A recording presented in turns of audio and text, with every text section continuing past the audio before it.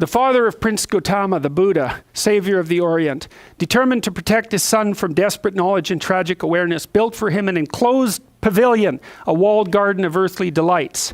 Okay, so the story goes that an angel visited Buddha's father and said that he's going to have a son, and the son is either going to become the greatest ruler that the world has ever seen or a spiritual leader. And the father, being a practical man, thought, well, there's no bloody way. I want my son to be some like wandering spiritual leader. I want him to be the greatest king that the world has ever seen. Okay, and so the father decides, how am I going to get my son to be the greatest ruler the world has ever seen? I better get him to fall in love with the world, because then he's not going to go traipsing after some sort of half-witted spiritual knowledge. He's going to stick to practical tasks, right? That's something that a father should do to some degree, is orient you in the world, right? And maybe you shouldn't subvert your spiritual development to any great degree, but there's a practical element to this. And so anyways, that's how it works. And so that's what happens. The father builds this city of perfection, and he eliminates from it everything that's a reminder of the suffering that's associated with life. So the only thing that's allowed, the only creatures that are allowed to be in there, the only people that are allowed to be in there are healthy, young, and happy people. So the Buddha grows up surrounded by nothing but the positive elements of life. Well, you think, well, what does that mean? Well, it's akin to the paradise idea, obviously, walled enclosure of paradise where there's no death, but there's more to it than that too. It's also in some sense what a good father would do. What do you do with your young children? Well, you don't expose them to death and decay at every step of the way, right? You build a protected world for them, like a walled enclosure, and you only keep what's healthy and life-giving inside of it, and you don't expose them to things that they can't tolerate. You know, maybe you don't take a 3-year-old to a funeral. Now, maybe you do, but maybe you don't. There's things that you don't expect them to be able to cope with. You regulate what they're allowed to watch. You're not going to show them the Texas Chainsaw Massacre when they're 4 years old, right? So you're staving off knowledge of mortality and death. And so he's just being a good father in many ways here. All signs of decay and degeneration were thus kept hidden from the prince. Immersed in the immediate pleasures of the senses, in physical love, in dance and music and beauty and pleasure, Gautama grew to maturity, protected absolutely from the limitations of mortal being. However, he grew curious, despite his father's most particular attention and will, and resolved to leave his seductive prison. Well, it's that curiosity element. It's the same thing that lurks in the Adam and Eve story. It's like God tells Adam and Eve, see that tree over there? Don't be bothering with it. Well, you know what's going to happen with human beings, especially if there's a snake associated with it. They're going to be over there right away checking that place out. And that's exactly what happens with the Buddha. It's like he's raised to be healthy.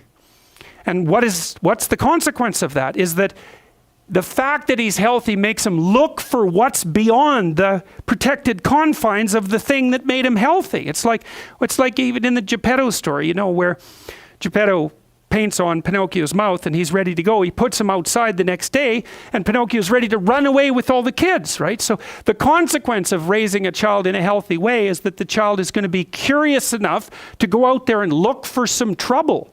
And we actually know that because there is follow-up studies of teenagers. You imagine that there's teenagers who never break any rules. And then there's teenagers who break all the rules, okay? These teenagers don't do very well. Introverted, depressed, anxious, depressed. Sorry, I said that twice. These ones are antisocial. The ones in the middle, that's what you want. You want your damn teenager to get out of the paradisal confines of your house and to go cause some trouble and to investigate. Maybe you don't want to know about it any more than you have to. You don't want them to be breaking rules all the time, and you don't want them to be so timid and oppressed that they can't make a move on their own and never make a mistake. So the paradoxical thing here, and it's sort of echoed, this is why I like these two stories back to back, is like, if you give people what they want, then the first thing they're going to do is try to get beyond it. And Dostoevsky says the same thing in Notes from Underground. He says if you gave people everything they wanted, pure utopia, so he says, so that they're sitting in a pool of bliss with nothing but bubbles of happiness coming up from the surface, and all they have to do is eat cake and busy themselves with the continuation of the species. Dostoevsky's observation is the first thing that people would do is find something to smash that with, just so that something interesting and perverse could happen. It's like, well, yes, we're creatures that are designed to encounter the unknown. We want to keep moving beyond what we have, even if what we have is what we want. And maybe that's partly because we're oriented towards the future. We think, well, this is great, but it's not good enough. It's great, but it's not good enough. There's always something more that drives us forward. Well, so that's what happens with the Buddha. He gets curious. He sees the walls. He thinks, well, there's walls. There's probably something outside of those walls. So then he goes to his father. And he says, I want to go outside. What's outside? And his father says, nah, you don't want to go outside. And Buddha says, yeah, well, I really do want to go outside. And his father knows that unless he lets him go outside, he's going to climb over the walls. And so the father decides he's going to let him go outside, but he's going to fix everything out there first. So he goes outside. It's like the Chinese preparing for the Olympics, you know, when they sprayed the grass with green paint, got rid of all the homeless people. It's the same thing. So he goes outside the city and he tells everyone, all right, old people, sick people, dying people, hit the road. We don't want to see you for a while. Clean all this out. We want the attractive people around the sides of the roads, like waving palm fronds and all of that. And so when my son comes out, he's going to see nothing but what's good. And so he gets that all arranged and he lets his son go outside. Now, his son goes outside in this little chariot thing and he has someone with him. Now, unbeknownst to his father, that person that's with him is an emissary of the gods. And so in a perverse way, he plays the same role as the serpent in the story of Adam and Eve. And the gods have already arranged so that the father's care is going to be insufficient. And it's the snake in the garden idea. It's like no matter how much care you take to make things perfect, some of what you're excluding is going to come back in. So anyways, Buddha goes outside and he's in his chariot, and preparations were made to gild his chosen route, to cover the adventurer's path with flowers, and to display for his admiration and preoccupation the fairest women of the kingdom. The prince set out with full retinue in the shielded comfort of a chaperoned chariot and delighted in the panorama previously prepared for him. The gods, however, decided to disrupt these most carefully laid plans and sent an aged man to hobble in full view alongside the road. The prince's fascinated gaze fell upon the ancient interloper.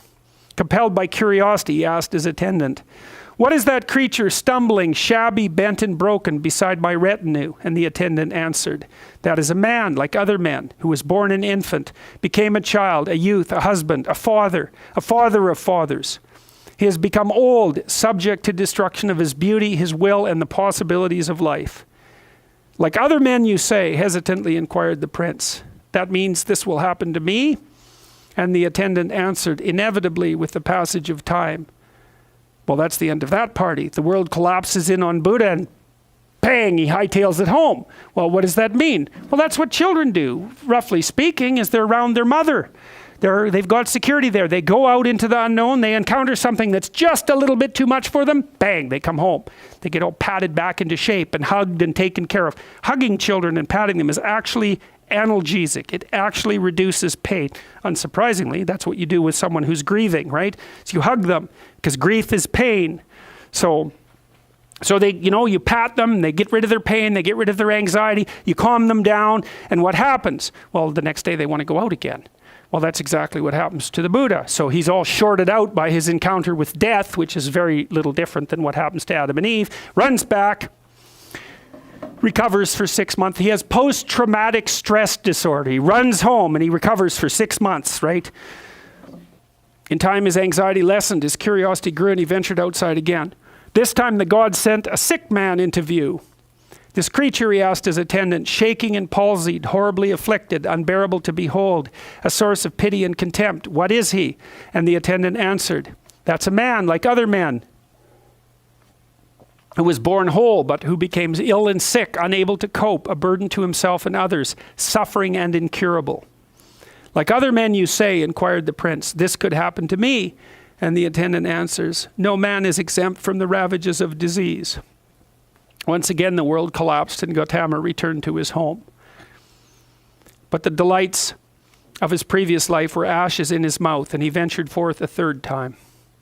The gods in their mercy sent him a dead man in funeral procession. "This creature," he asked his attendant, "laying so still, appearing so fearsome, surrounded by grief and by sorrow, lost and forlorn, what is he?" And the attendant answered, "That is a man, like other men, born of woman, beloved and hated, who once was you and now is the earth. Like other men, you say, inquired the prince, then this could happen to me? This is your end, said the attendant, and the end of all men. Well, that's the end of childhood, right? There's no going back after that. It's like Pinocchio, it goes back. There's no one home anymore. There's nothing that your father can do to protect you from knowledge of death. There's no returning to the childhood unconsciousness because you now know, and there's no going backwards. Suicide, that's going backwards. That's how you replace your emergent self-consciousness with the old blissful unconsciousness. And that's exactly what suicidal people wish. They're going to destroy their painful self-consciousness and make it all go away.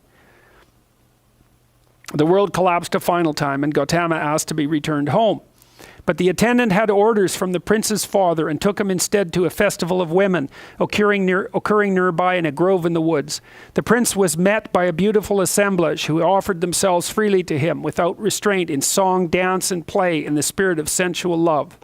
But Gautama could think only of death and the inevitable decomposition of beauty and took no pleasure in the display.